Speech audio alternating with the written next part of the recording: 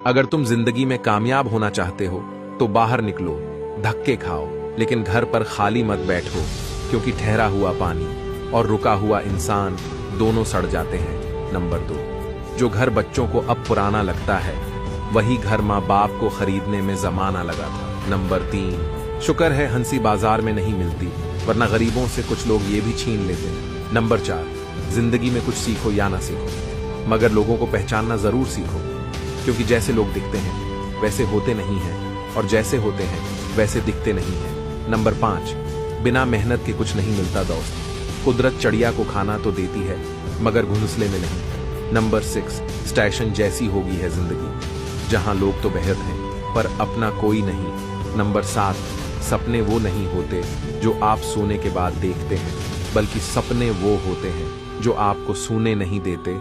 अगर आप इन बातों से सहमत हैं तो कमेंट में यस जरूर लिखना।